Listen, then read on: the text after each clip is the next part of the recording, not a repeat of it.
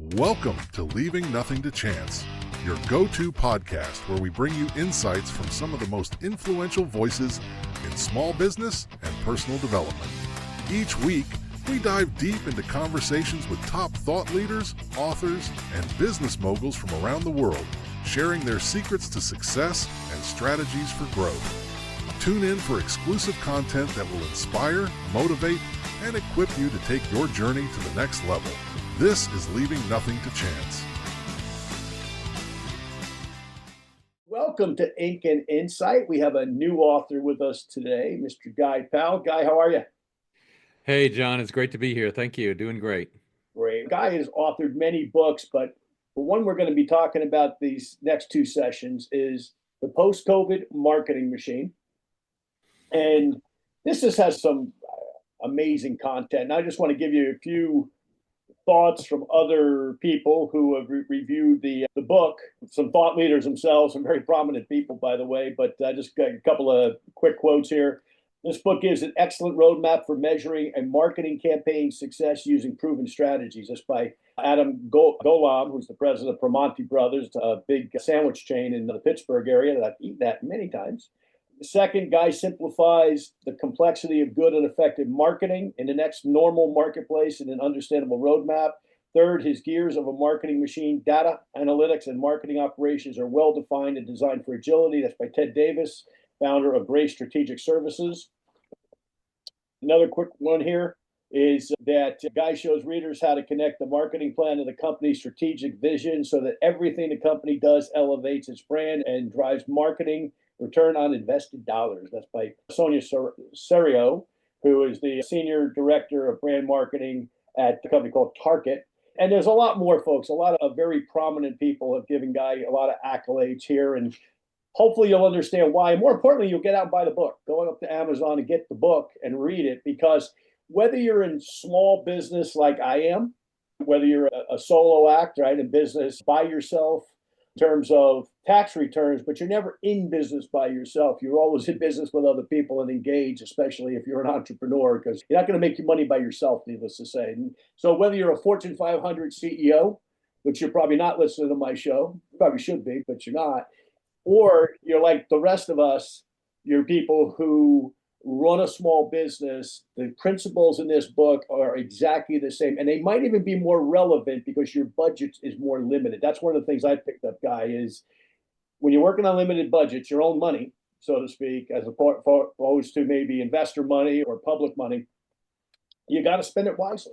And this book will help you do some of that. Anyway, the Post-COVID Marketing Machine and its companion book, there's a companion book with this called The Marketing Machine, were written to help marketers build a data-driven process, a marketing machine that could lead to the achievement in all these areas. And Guy, when I watch shows like Shark Tank and other business shows, the West Texas one that Rooster McConaughey runs with his partner, Matt McConaughey's brother, who's famous in his own right in business, whether any entrepreneur at any level, when you hear them talk and somebody wants them to invest in his or her company or product, first question is always, tell me the data, right? Tell me the numbers. Yeah, absolutely. And that is the most critical part of any of these startups and entrepreneurs is where's the data? But the data is there to build a machine, and that's then what the investors want. So if you're on Shark Tank, they love the concept, man, this is great, but if you don't have a repeatable functioning way to generate growing sales, then you're probably not going to be investable. And so building this marketing machine, and you could, to some extent, you could call it a sales and marketing machine, because especially for entrepreneurs and small business, is you've got to get that machine so that you invest a certain amount and then you're continuing to generate revenue. I do want to go back to one thing though that you said, and that is for a small business, it's very different than a big business because it is my money. It's not the company's money, and it's not a budget and you're going to be held accountable for. It's your money. And you could either put it into the business or you could put it into a vacation or something. And so when you put money into a business for yourself, it better have a return and it better generate revenue. It better do, that in a very strong way. And so I think to your point, the small businesses, they have it certainly harder, but the money that they want to put into marketing is a lot it's a lot more critical to the business and to the founder. And these days, with the economy being what it is, who knows when it's going to turn, right? If it's going to turn, when it's going to turn. Nobody knows, all kinds of predictors out there. But right now, let's face it, it's not great. We heard the president yesterday use the R word for the first time. And, I went to Sprouts yesterday afternoon, for example, and $70, three little bags of groceries. Yeah. So to everything we're talking about here, it's, hey, when you're going to spend $500 or $1,000 or $2,000 or whatever the number is on a idea, a strategy, a tactic in your business, whether it's Google advertising, whether it's Amazon, whether it's some kind of lead generation, you got to make it count. And that's what this book, I believe, helps the small entrepreneur, as well as the guy managing a big budget, has the same issues because he's got to report to people and answer to people. But for our purposes, because most of us are small entrepreneurs, those decisions might be the difference between living or dying financially. How true, how true. That's right. And being able to pay the mortgage or not, or whatever it happens to be, and generating sales is the primary, for a small business, it's the primary responsibility for the CEO or the founder or the entrepreneur. And they have to figure out a way to do that in a machine way. And that's then where both the marketing machine book and my post-COVID marketing machine, which is more case study oriented, but the idea is there's three big components to it: the data, and I call it it's a four-letter word for a reason, and it's hard. Getting data is the problem. The analytics nowadays is not that hard. There's a lot you can do in an Excel spreadsheet for a small business. And then once you get that process down, then it is building that process and really making it part of your sales and marketing. And that's really some of the key concepts in the book. I love the phrase, running a business is exactly like baking a cake. Yeah, I heard that on the news one time that, and it wasn't about running a business, but it was about something else.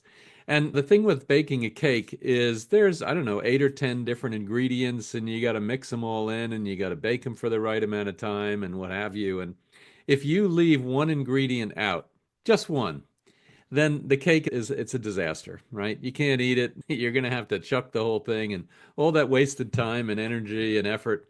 It's going to be, you got to throw it away. Running a business is very similar to that. You leave out one thing, and that means that the business is not going to do that well. The people, your customers, your partners, your influencers, the social media, they're going to go, wow, this company is just really weird. How do they expect this to work when when the dough didn't rise, or when there's no icing on the cake, or there's no sugar in the icing or something? How do they expect to sell this? How do they expect to sell another one? Exactly. And you have here, data is the energy with which all modern companies operate. Without solid, accurate, and complete data, the best decisions simply can't be made. And make the right decisions or wrong decisions could be life or death. Yeah, absolutely. What's so funny, when you talk about that, and it truly is the lifeblood of the company, especially nowadays. It used to be, even for marketers, you could shoot a little bit from the hip, you have a great idea, and it'll take off. But certainly, if you use data properly to support that idea, it'll definitely do a lot better. I remember I was talking to the VP of Market Insights at Kodak, big, huge global company. And one of the things that he said was just fascinating is everybody makes their numbers, but the company's losing money. Mm. And everybody has their own numbers and their own data sets and their own data quality. And they're all saying, yeah, we made our numbers, we're great, we want a raise, we want our bonus. And yet the company is losing money. And one of the big things that he did, which was incredibly difficult, it's easy for the US, or easier for the US, but to get that data so it's all of the same quality around the company, around the globe, and that each of the units in each of the countries are using the right data. So when they say they made the numbers, that when you add it all up, it adds up to profit for the company. And that's the same thing for a small business. Now, it may not be as complex as that, but nevertheless, you have to have the data right. And if you get the data right, then you can make good decisions that you feel confident in, that when you make that decision and you take action and you invest against it, that it's actually going to pay off. The analytics, right? The analytics take that data and then they determine what the consumer response is in that category. But how does it really, to me, they're very similar, data and analytics, but there's a huge difference. You want to explain the huge difference? Yeah, absolutely. So I can just have data. And there's also I guess it's a difference between data and information. Data is just the raw data. It's numbers in a spreadsheet, primarily for what we're talking about. It's data in a spreadsheet, and when there's this many sales and this many follows and this many likes on social and this many clicks to my website and this many downloads. That right there is just data. I got this data, and now some of us, especially for smaller businesses, the analytics may not be that complex, but when I start to look at it and I start to see the data and really trying to understand the data, then I can say, look at that. Our clicks went up in June, and that's when we did this direct mail campaign. Or our clicks went down in July, and oh, that was because of the holiday in July, the July 4th Independence Day holiday. And so I can start to draw some correlations between things that I'm doing and some kind of a response from your customers.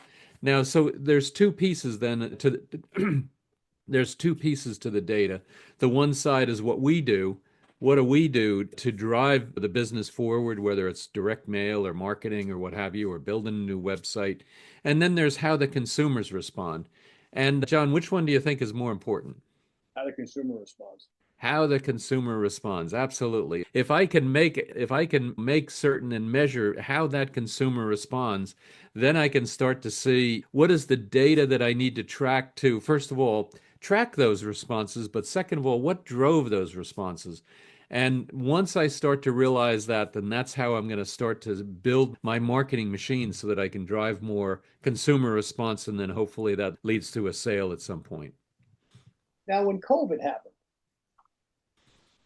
the world changed. We don't need to tell anybody listening to that, right? We all saw it.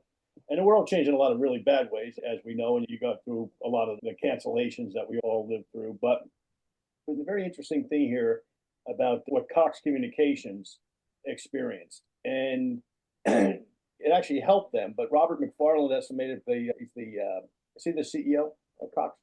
He's a general manager of one of the business units. Yeah.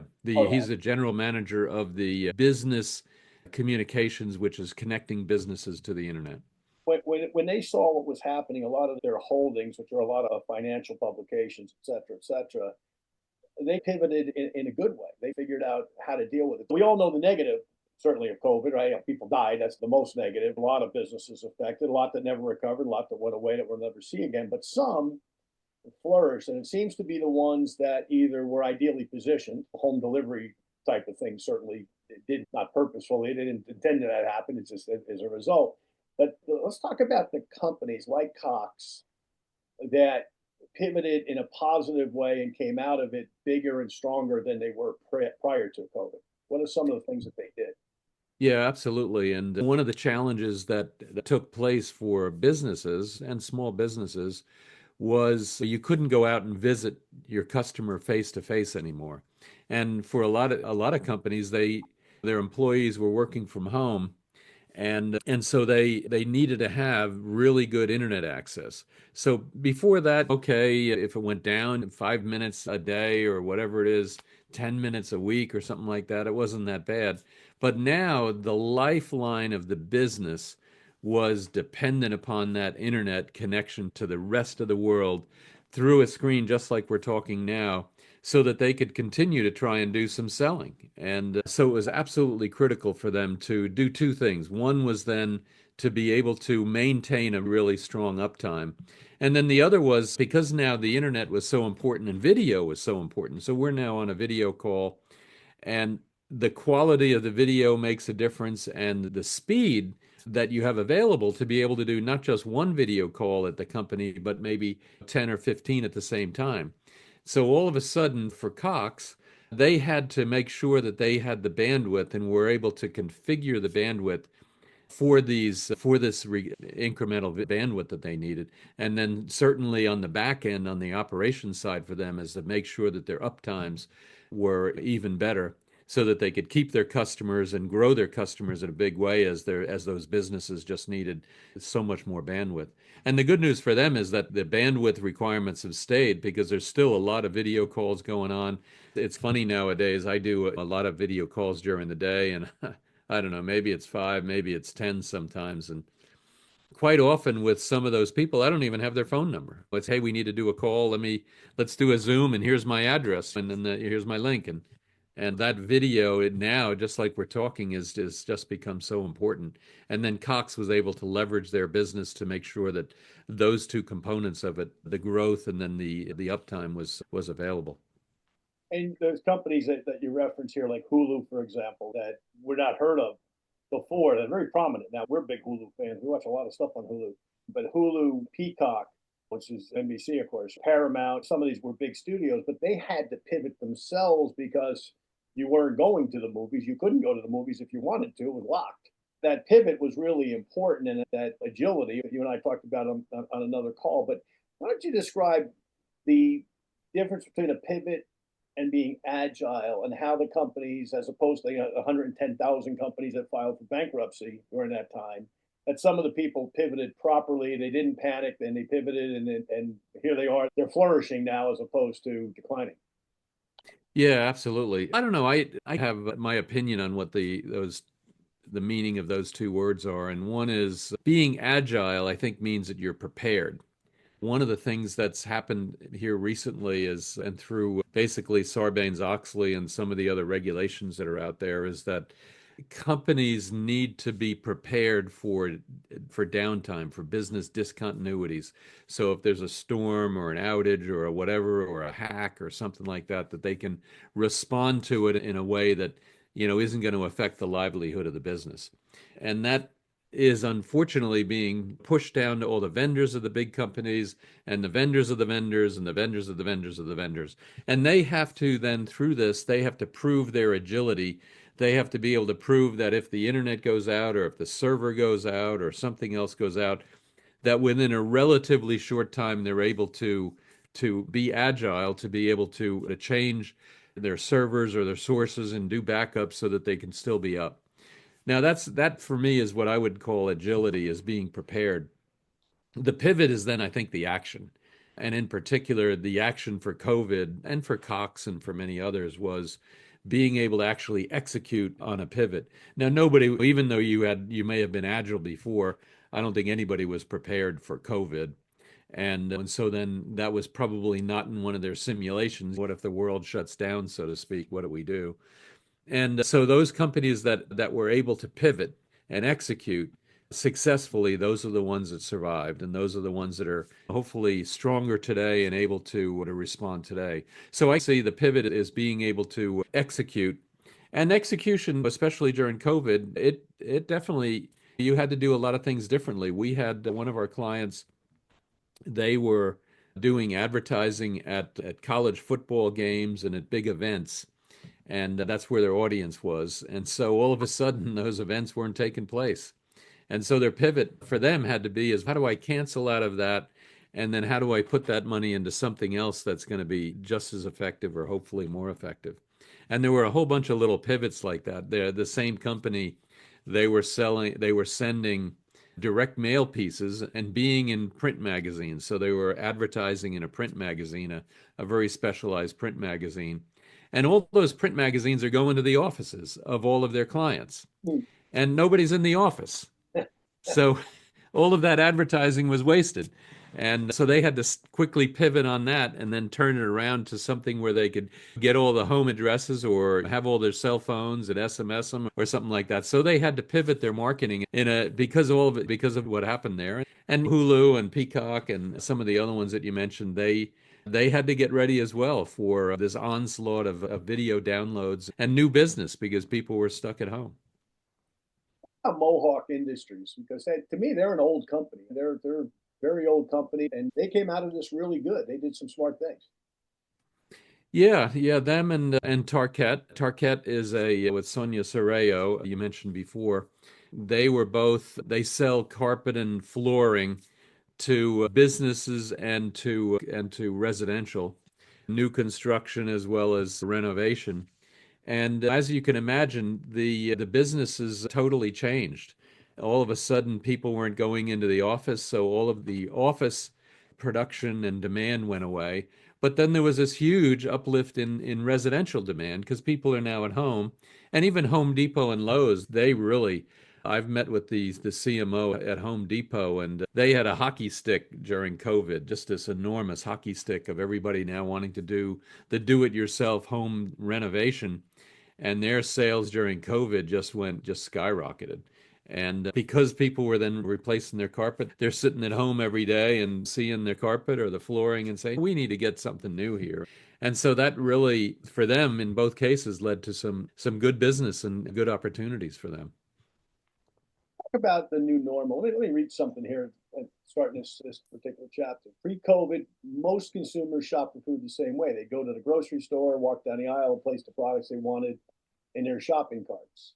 Needless to say, that changed. Right. So let's talk about how it changed and how, in some cases, it went away, and some of the businesses that have now grown out of that in terms of delivery services, etc. Yeah, yeah, absolutely.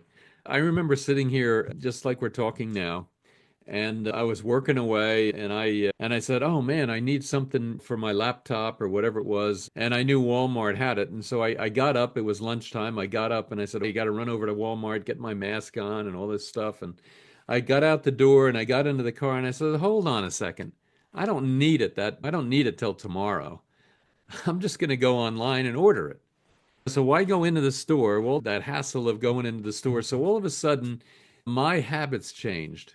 And to where I didn't go into the store, I just went online for things that I could feel comfortable buying online. And so I just bought it online. And so that whole shopping process is a big component for success. We have a consumer purchase decision model, and the shopping process itself is a big deal. How often do I drive to the store regularly? Is it every Saturday? When do I want to have the deals going on? Do I just order it online? How do I search online? Is this a high consideration product or a low consideration product? How do I gather valuable information? And so that shopping process has significantly changed since COVID. Before that, like I said, I would jump up, I'd run over to Walmart, I'd find it, and then go home and do what I wanted to. And now I don't do that at all. Christmas shopping, I don't even think I went to a store to do any Christmas shopping. I did it all online. And when companies then that shifted to be able to do that, and most of them nowadays obviously have it, but that first year, if they didn't shift over to being able to do things online, it was pretty tough. And for that reason, they may not have been able to survive. Amazon, of course, flourished during this whole thing, and they continue to, and they're such an innovative company. But even they, in the beginning, had to figure it out that, okay, the world's shifting. This is already our model, but how do we support it? And what were some of the things Bezos and his folks did to, I don't want to say take advantage of COVID, because I don't think that was their intention. For better or worse, they've ended up in a great position. But what are they continuing to do to be so innovative now to not only grow their brand and their company, but to make it the consumer experience, right? Because at the end of the day, there are other shopping portals we could go to. Why do we all love Amazon? Yeah. There's definitely a couple of things. What Amazon has done, and I'm not privy to exactly what they've done, so I can only look at it from how I've seen it. And they were definitely the benchmark against which to grade your own online customer service and e-commerce. And so even if you were in healthcare or in something else, if your service offering online did not compare favorably with Amazon, then you were considered as not really being able to provide a good customer experience. So now what with Amazon is, first of all, the one-click buy, although I never seem to be able to get it to work in one click. It always takes two or three. But they have all of my credit cards stored. They've got all my shipping addresses stored. They've got all this other stuff. They've got all my past purchases stored, so I can look at my prior orders and say, "Yep, send me those or send me this," and stuff like that. And then they have, of course, as those people that bought this also bought that. So this shopping basket. So what they're doing is they're helping you to get more value out of your purchase, but what they're doing is for themselves is increasing their shopping basket size. You go in, I want to buy an Echo Dot or something like that, and you go, oh, I need this and I need that to go with it, and it tells you all of that. And so all of a sudden, instead of spending I don't know, $49.99, you're now spending $149.99, and you're getting then really the value that you wanted. And all of those all of those functions were pretty much done. I think prior to COVID, I'm sure they've been working on them and doing them a little bit better here and there. But generally, that shopping process is so incredibly good. And one of our clients is in healthcare, and they see themselves being gauged and benchmarked against Amazon. It's not how well their site does against their competitor, their direct competitor. It's how their customer experience or patient experience compares to the best in the industry, the best in the world. And Amazon is one of those.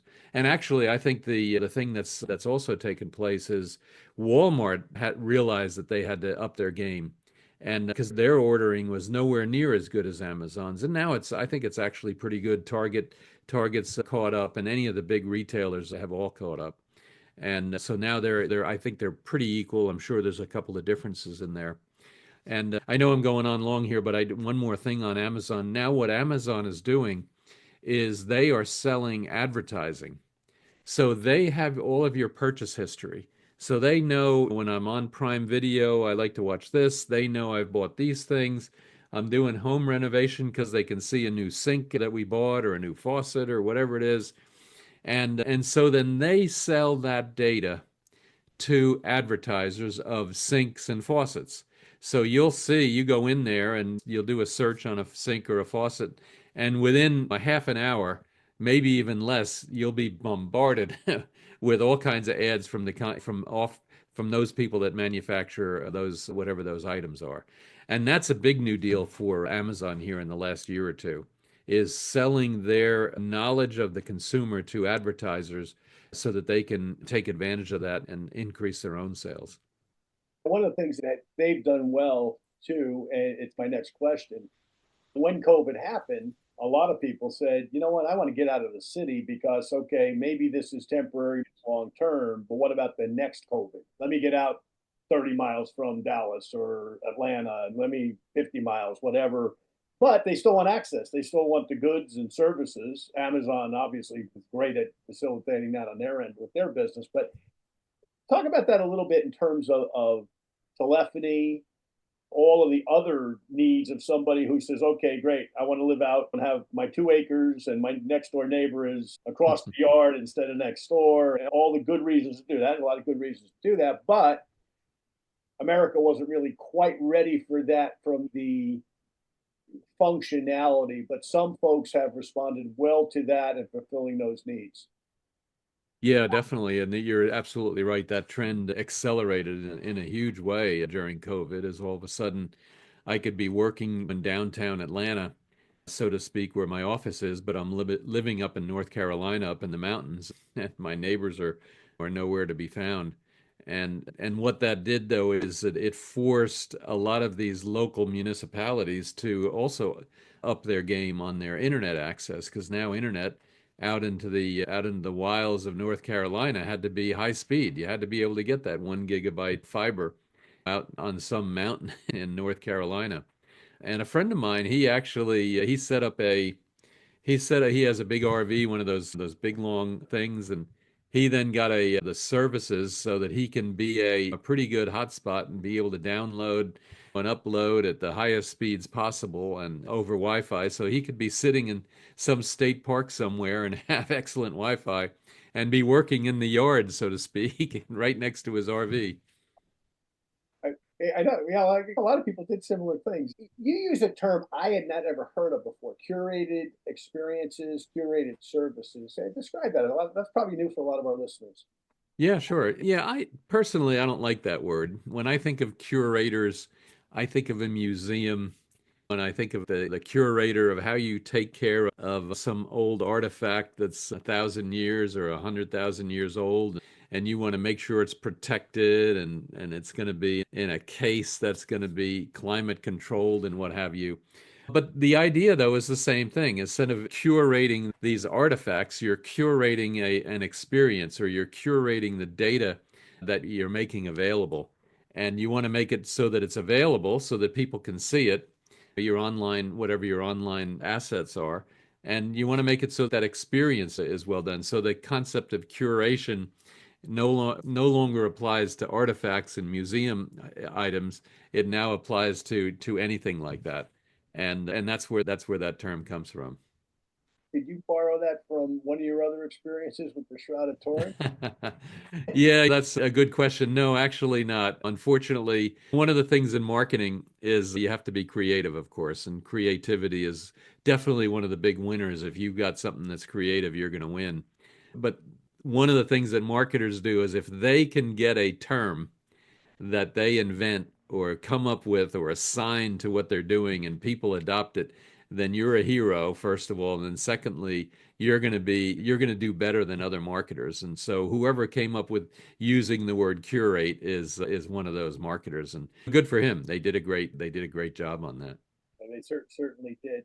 And then my next question is, let's talk about what Disney did. Because Disney had a big problem, obviously. A lot of their revenue comes from their theme parks around the world.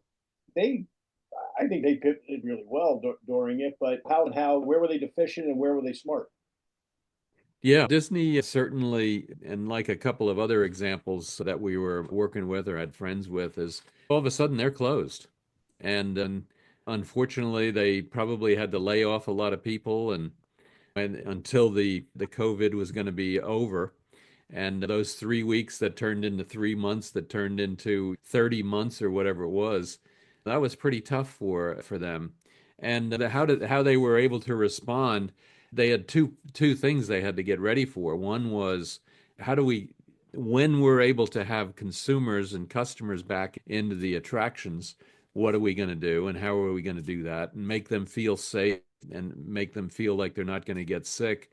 And then secondly, how do we treat our employees? If you read anything nowadays on employee engagement, keeping your employees happy, it leads to the best customer service that you can have. If your employees are not happy or if they're feeling whatever, then they're going to translate that into a bad customer experience, keeping your employees happy. So when the venues started to open up and the attractions started to open up, they had to be very careful about keeping their employees happy, and that would lead to then the feeling of safety as well for their potential customers. We had one of our customers was a big museum up in DC, and they were closed for 6 months, and they were growing pretty well prior to COVID, and they were on a track to get to what their goals were, and I won't give the number out, but it was in a certain number of visitors per year. And then all of a sudden COVID hit and they had to close. And then even after they were able to open, they were thinking we'll be closed 3 weeks, and then all of a sudden 6 months, and they still weren't able to open. And then the mayor of DC said, "Hey, we're not going to let any of this stuff open." And it was like almost a year before they could open. And finally, then they were able to open, but people were not coming to, they weren't coming to the museums. And so one of the things that they were able to do was in this particular case, they were able to redo all of their internal functions. They were able to survive. They got some of the government money to be able to survive as a small business. And so they redid all of their infrastructure, getting ready for and making themselves ready for the future. And then as people started to come back, they figured out, even before they came back, they figured out how to make a lot of their value and all of their experiences, put them online. They did a bunch of podcasts, which were awesome. And so whatever they could do to start to monetize and keep engagement going with the museum really made a difference. And Disney also did very similar things. Smart, smart. Right now, we're talking on Zoom. Zoom is something that existed prior to COVID, but certainly didn't have the familiarity that it has now with everybody. And I'll just tell you real quick, Guy, I normally don't talk about my own experience on these interviews, but what I did, I was in Mexico when everything really started to happen. I was down doing meetings in Monterrey, Mexico. I flew back here.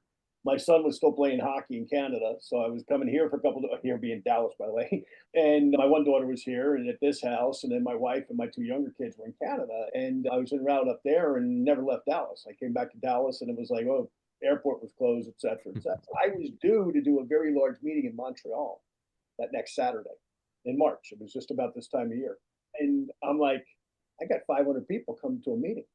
What do I do? The hotel isn't allowed a meeting period. So it doesn't even make sense to show up because they can show up, but not much we can do with it. Yeah.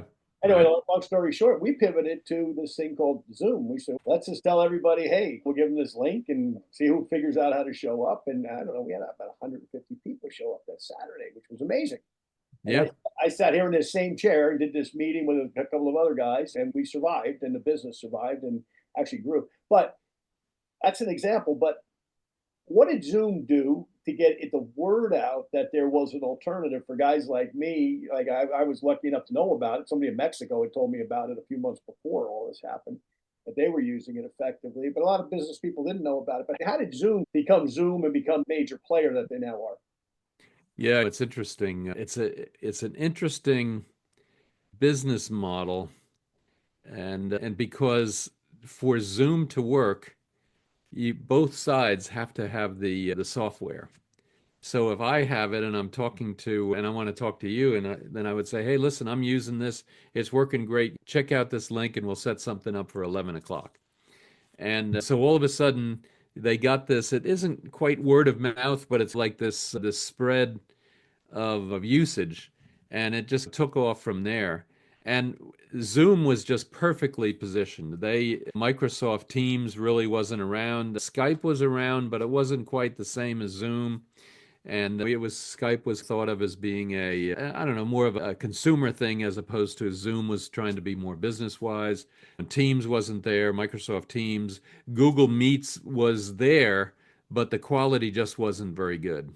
And the video that they were allotting, or the bandwidth that they were allotting to the video and the audio, so you'd have people, they'd be talking, their lips would be moving, but the sound wasn't coordinated with it at all. And Zoom does a great job. I don't know how they do it. There has to be some kind of a buffering in there, but they really do a great job at syncing the audio with the movement of your lips and the video. And so they were just perfectly positioned, and then they let it go more or less by wildfire. I'm not familiar with what kind of marketing they did, but it's one of those products. It's like social media. Hey, let me show you my Facebook page, and then that it goes by its own virality. And Zoom, I think, was the same thing as, hey, listen, let's use Zoom. And that was the other one too. WebEx was around. And WebEx, I don't know what happened, but it just never did that. It just never caught up. And GoToMeetings is there. And they're all pretty good now, but they're so big that they really own the market. Amazing stuff. So Yeah. we're gonna end session one here, folks. I want to remind everybody the name of the book, The Post-COVID Marketing Machine, and best places to get it, Guy. Amazon. Amazon, absolutely. Yeah, Amazon. And I'm probably going to have an audiobook on it pretty soon. Amazon has an opportunity to do things in an audiobook, so hopefully we'll have it on audio pretty soon. Great. This has been a great session, and we'll have session two coming up next week, folks. Thank you for tuning in. Be sure to check back weekly for more exciting episodes. And don't miss Ink and Insight every Wednesday, where we celebrate iconic authors and dive into their impactful works.